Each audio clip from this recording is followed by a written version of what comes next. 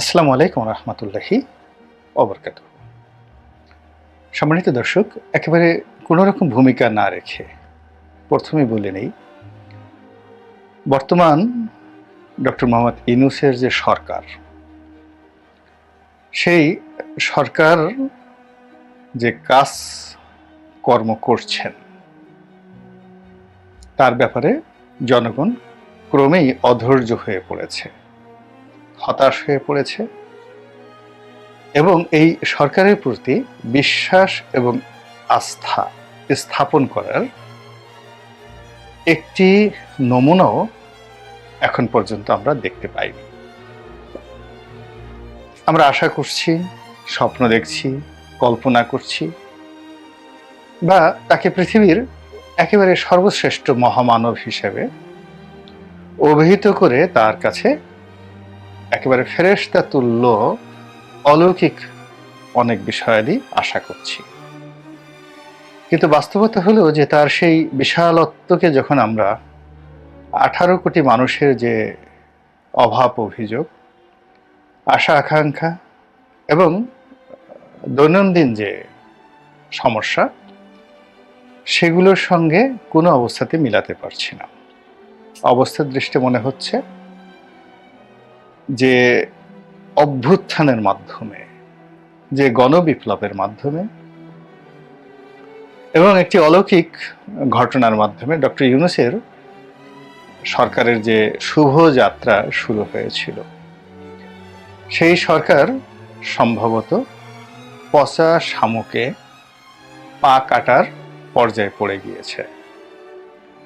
এখানে পচা শামুকে পা কাটা বিষয় নিয়ে আমি দুটো বিষয় বলে নিই। প্রথমত, যখন এই ছাত্র আন্দোলন শুরু হলো এবং কোটা বিরোধী আন্দোলন তুঙ্গে যায়নি তখনও, আর শেখ হাসিনা তখন বেইজিং সফরে গিয়েছিলেন, ঠিক ওই সময়টাতে আমি একটা ভিডিও করেছিলাম যে পচা শামুকে শেখ হাসিনার পা কাটবে। এরপর যখন তিনি এসে সংবাদ সম্মেলন করলেন,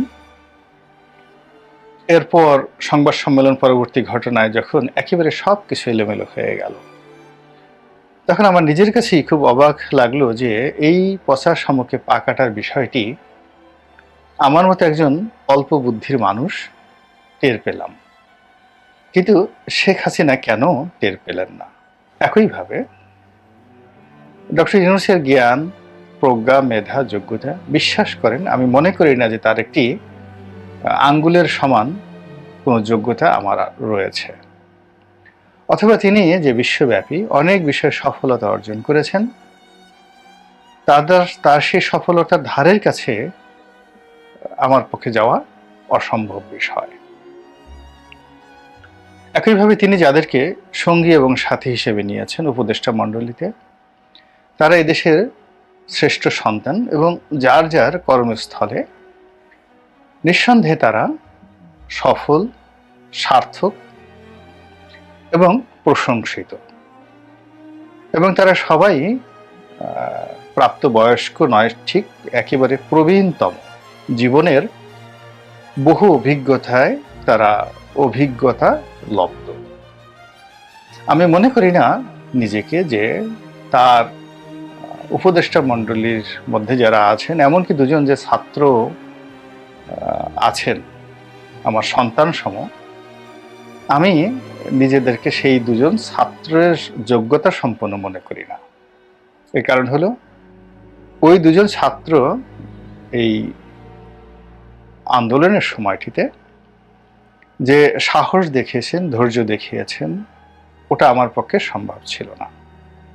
এনিওয়ে, বক্তব্যটা হলো যে আমি এই বাইরে থেকে এত কম যোগ্যতা নিয়ে, এত অল্প বুদ্ধি নিয়ে আমি যে সমস্যাগুলো বুঝতে পারছি, এবং এই সমস্যা যেহেতু আমি বুঝতে পারছি, সেই কারণে আমার মন মস্তিষ্কে এগুলো সমাধানের ব্যাপারে অনেকগুলো অটো সাজেশন চলে আসে। তো সেই জিনিসটি আমার চেয়ে সহস্র গুণ, লক্ষ গুণ, শতগুণ অভিজ্ঞতা সম্পন্ন, যোগ্যতা সম্পন্ন ডক্টর মোহাম্মদ ইউনূস এবং তার সঙ্গী সাথীরা কেন বুঝতে পারছেন না? এবং বুঝতে না পারার কারণে কি হচ্ছে, তাদের যে ক্ষমতার ফুল সজ্জা, বাসর রাত, এটা খুব দ্রুত শেষ হয়ে যাচ্ছে।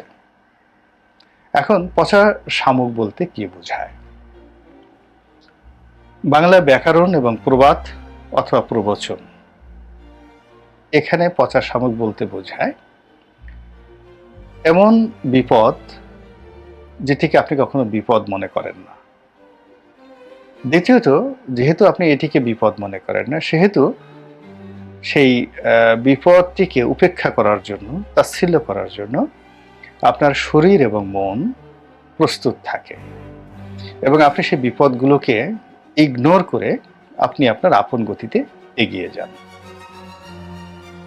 পচা শামুক বলতে আমরা যা বুঝি সেটি হলো যে শামুকের যে খণ্ডিত অংশ, গ্রাম বাংলায় আমরা যারা আছি দেখবেন যে শামুক মরে যায়, তার খোলসটি ভেঙে চুরে চুরমার হয়ে মাটির মধ্যে থেকে যায়। তো আমরা ছোটকালে যারা শিশু কিশোর ছিলাম, এমনকি যারা বয়স্ক মানুষ, তারা গ্রামে বেশিরভাগ সময় খালি পায়ে হাঁটেন এই মাটির মধ্যে দিয়ে, যেখানে অসংখ্য এরকম মরে যাওয়া পচা শামুকের যে খোলস, তার খণ্ডিত ভগ্নাংশ এই মাটির মধ্যে লুকায়িত থাকে। আমরা কখনো হাঁটতে গিয়ে, কোথাও বা চাষাবাদ করতে গিয়ে, ফসল রোপণ করতে গিয়ে আমরা এই পচা শামুক দ্বারা রক্তাক্ত হই, এবং এই পচা শামুকের মধ্যে অনেক সময় বিষ থাকে। এবং কখনো যদি কারো ভাগ্য খারাপ হয়, তাহলে এই পচা শামুকের যে পা কাটা বা হাত কাটা, এর ফলে ওই শামুকের মধ্যে থাকা যে বিষ, এগুলো মানুষের শরীরে ছড়িয়ে পড়ে।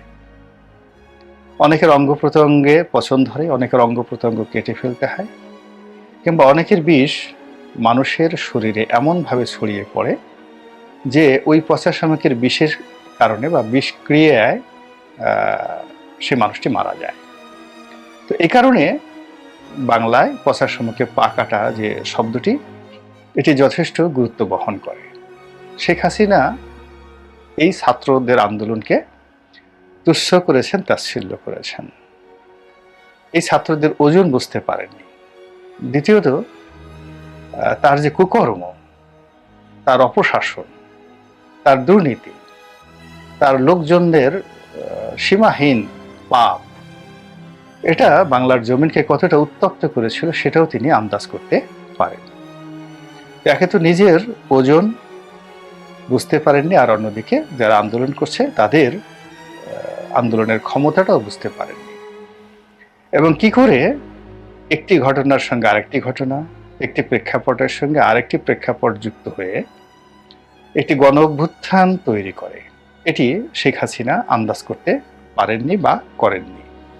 এই জন্যই পচা শামুকে তার পা কেটেছে। এর কারণ হলো, এর চাইতে শত গুণ, হাজার গুণ, লক্ষ গুণ শক্তিশালী গণ আন্দোলন, গণরোষ তিনি শক্ত হাতে দমন করেছেন।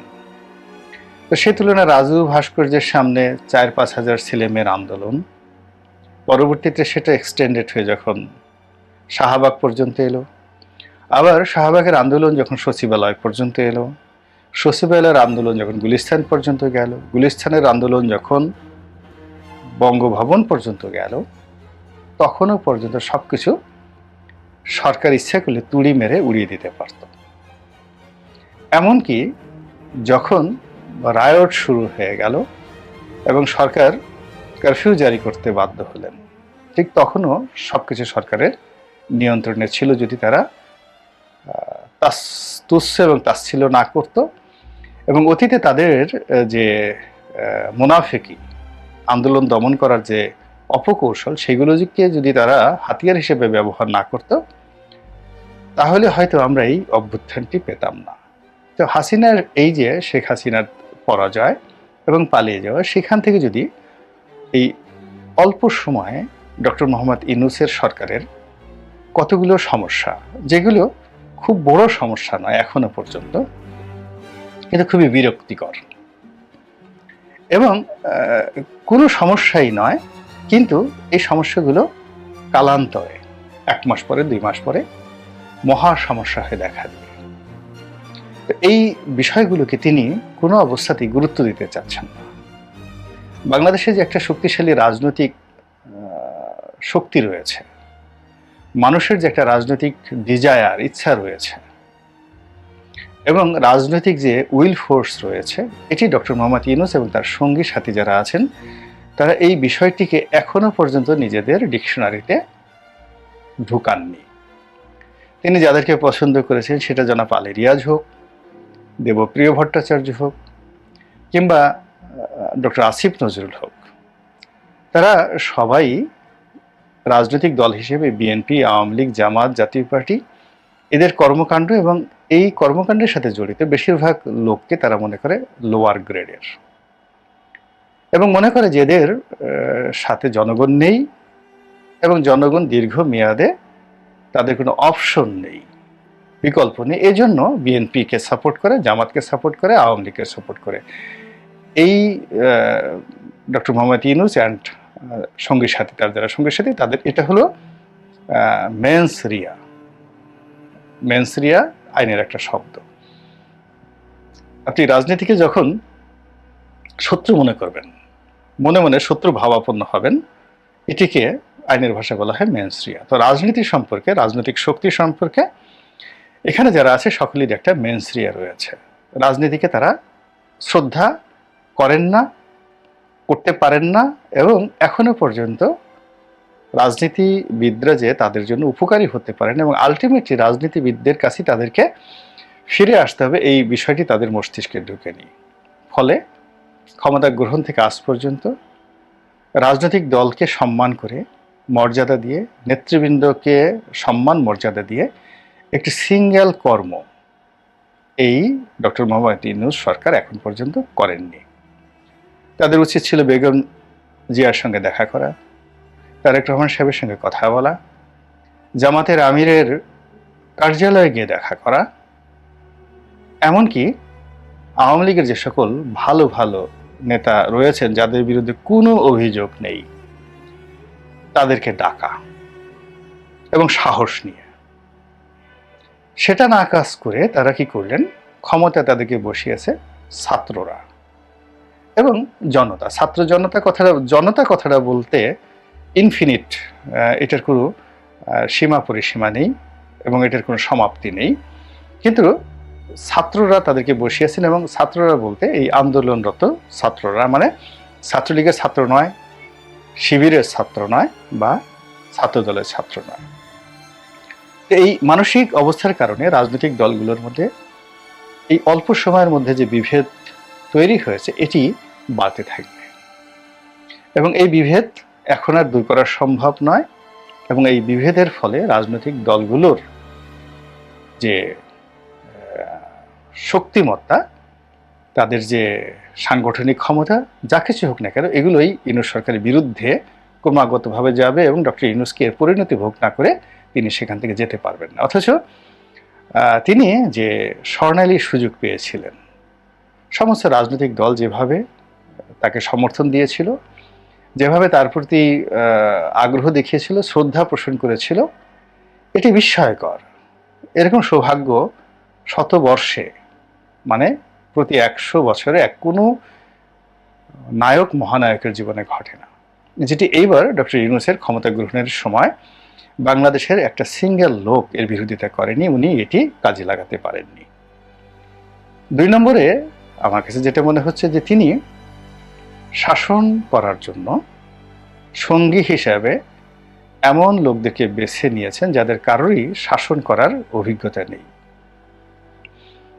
এবং তারা প্রচলিত যে আমাদের দেশের যে মন মানসিকতা, সেই মন মানসিকতা অনুযায়ী যে শাসন করবেন, পরিচালনা করবেন, ম্যানেজ করবেন, এই ব্যাপারে অভ্যস্ত নয়। তারপর বিশেষ করে তিনি সমন্বয়কদের মধ্যে বেশ কয়েকজনকে মন্ত্রী পরিষদে, মানে উপদেষ্টা মণ্ডলীতে নিয়েছেন, অনেকের কাছে নিয়েছেন, অনেকের সঙ্গে সৌহার্দ্যতাপূর্ণ সম্পর্ক রক্ষা করতে গিয়ে এই রাষ্ট্রের দীর্ঘদিনের যারা পরিচালক এবং আগামীতে যারা পরিচালক হবেন তাদেরকে তিনি রীতিমতো অপমান করেছেন, এবং সেই অপমান করেই চলেছেন এবং এখনো পর্যন্ত তিনি বুঝতে পারছেন না যে বিএনপির মির্জা ফখরুল সাহেবের আত্মমর্যাদা বোধের জায়গাটা কোথায়, গয়েশ্বর বাবুর আত্মমর্যাদা কোথায়, গোলাম পারওয়ার সাহেব জামাতের, শফিকুর রহমান সাহেবের আত্মমর্যাদার স্থানটি কোথায়, কিংবা ধরুন আওয়ামী লীগের 10 জন লোক, আমি যাদেরকে আপনি এই মুহূর্তে যদি বাংলাদেশে মনে করেন, সোহেল তাজকে চিন্তা করতে পারেন, সাবেক স্বরাষ্ট্রমন্ত্রী রফিকুল ইসলাম সাহেব বীরুত্তম, মেজর রফিকুল ইসলাম বীরুত্তম, তার কথা চিন্তা করতে পারেন। এরকম এই যে আব্দুল মান্নান সাহেবকে ধরা হলো, গ্রেপ্তার করা হলো, সুনামগঞ্জের সাবেক এমপি মন্ত্রী, তার কথা চিন্তা করতে পারেন। এরকম অসংখ্য লোক রয়েছেন যাদের সম্পর্কে একটি ন্যূনতম নেতিবাচক শব্দ কেউ উচ্চারণ করতে পারবে না। এরকম অনেক লোক আছেন। তো এই মানুষগুলো একটা পরিবর্তিত পরিস্থিতি, আওয়ামী লীগের লক্ষ লক্ষ মানুষ কিন্তু চেয়েছে শেখ হাসিনার পতন হোক, পরিবর্তন আসুক, সালমান এফ রহমানরা চলে যাক, কিন্তু তাদেরকে তো আপনার একটা স্পেস করে দিতে হবে। এই জায়গাটি ডক্টর মোহাম্মদ ইউনূস হাত দিতে পারেন, অথচ ওনার যেখানে হাত দেওয়া দরকার এটা সে প্রথম দিনই দিয়েছেন। উনি যখন ফ্রান্সে বাংলাদেশে আসেননি, সরকারের শপথ গ্রহণ করেননি, তার আগেই গ্রামীণ ব্যাংকের সামনে সাইনবোর্ড টানানো হয়ে গেছে। লোকজন গ্রামীণ ব্যাংক ভবনের দখল নিয়ে নিয়েছে। এই কাজগুলো করতে তো তার দেরি হয়নি, তার লোকজনের দেরি হয়নি, কিন্তু বেগম জিয়ার সঙ্গে দেখা করতে হবে, কৃতজ্ঞতা প্রকাশ করতে হবে, ধন্যবাদ দিতে হবে, এটা দেরি হলো কেন? এটাই হলো পচা শামুক। তো তিনি এই যে প্রথম যেটা বললাম, রাজনৈতিক বিষয়াদি নিয়ে তার যে চিন্তা চেতনা, দ্বিতীয়ত এই তরুণদেরকে সামনে এগিয়ে এনে তিনি প্রবীণদেরকে ব্যবহার করছেন। 3 নম্বরে হলো যে তার কোনো সার্কিট ব্রেকার নেই, মানে তিনি যে কর্মকাণ্ডগুলো করেছেন বা করে চলেছেন এটার কোনো সীমা নাই, পরিসীমা নেই, শাস্তির ব্যবস্থা নেই। তিনি এই যে তরুণদের অনেক ভুল হচ্ছে, ভ্রান্তি হচ্ছে সমন্বয়কদের, তাদেরকে তিনি নিয়ন্ত্রণ করতে পারছেন না, তাদের উপর প্রভাব বিস্তার করতে পারছেন না, এবং তাদের ভুল হলে, অন্যায় হলে তাদেরকে শাস্তি দেওয়ার মতো সাহস তিনি এখন অর্জন করতে পারছেন না। এটা পচা শামুকে পাকাটার মতো অবস্থা সৃষ্টি করবে তার জন্য। এরপর তিনি তার কর্মপরিধি, এই কর্মপরিধি তিনি এখনো ঠিক করতে করেননি। তার ধারণা যে তিনি বিশ্বজয়ী মানুষ, বিশ্ব যাকে বলা হয় প্রশংসিত মানুষ, সারা দুনিয়ার মানুষ ভালোবাসে, বাংলাদেশের মানুষও তাকে ভালোবাসবে। শেখ হাসিনাকে তাড়িয়ে তাকে যে মানুষ বুকে নিয়ে রেখেছে, সারা জীবন তাকে মাথায় করে মানুষ নাচবে।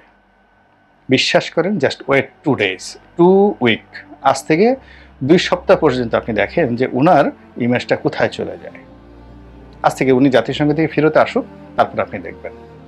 তো এই জায়গাগুলোতে তার একটা কর্মপন্থা নির্ধারণ করা, টাইম লাইন দেওয়া, টাইম ফ্রেম দেওয়া, অধিক্ষেত্র তৈরি করা, এটাকে তিনি মনে করছেন না। তিনি শেখ মুজিবুর রহমান বঙ্গবন্ধু যখন বাংলাদেশে এসেছিলেন, পুরো বাংলাদেশটাকে তার মনে হয়েছিল, ডক্টর মোহাম্মদ ইউনূসেরও তাই মনে হচ্ছে। একেবারে সবার শেষে যেটা তাকে ধরেছে যে রোগ, সেই রোগ হলো তিনি মনে করছেন যে জো বাইডেন, আমেরিকা, পশ্চিমারা তাকে রক্ষা করবেন। বাস্তবতা হলো তিনি শেখ হাসিনার কবলে পড়ে যদি ফাঁসিতে ঝুলে পড়তেন, তাহলে তার অবস্থা ওই মায়ানমারের সুচির চেয়ে খুব বেশি কিছু হতো না। তাকে যদি জেলে নেওয়া হতো, কিছুই হতো না। তারা বলতেন যে তুমি ঝুলে পড়ো, আমরা দেখছি। এই হলো পশ্চিমাদের অবস্থা। তো এখন তিনি এই বাংলার জনগণ, বাংলার রাজনীতিবিদ, বাংলার মানুষ, তাদেরকে বাদ দিয়ে তিনি বাইডেনের সঙ্গে বৈঠক করার জন্য, আমেরিকাতে জাতিসংঘে ভাষণ দেওয়ার জন্য, যার 2 পয়সার ভ্যালু নেই, তিনি এই কাজগুলোকে গুরুত্ব দিচ্ছেন। অথচ এই মুহূর্তে তার উচিত ছিল পাহাড়ে যাওয়া, তার উচিত ছিল সেনাবাহিনীর সঙ্গে খুব গুরুত্বপূর্ণ বৈঠক করা পাহাড়ের বিষয়াদি নিয়ে, তার উচিত ছিল শ্রমিক সংগঠনগুলোর সাথে বৈঠক করা, গোপন বৈঠক করা, কেন গাজীপুর থেকে বিভিন্ন অঞ্চলে এই গন্ডগোলগুলো হচ্ছে, এই বিষয়গুলো নিয়ে। এই গুরুত্বপূর্ণ কাজগুলো বাদ দিয়ে তিনি একখানা ভাষণ দেওয়ার জন্য সেই 57 সদস্যের বিশাল বহর নিয়ে রাষ্ট্রীয় খরচে সেখানে চলে গেছেন।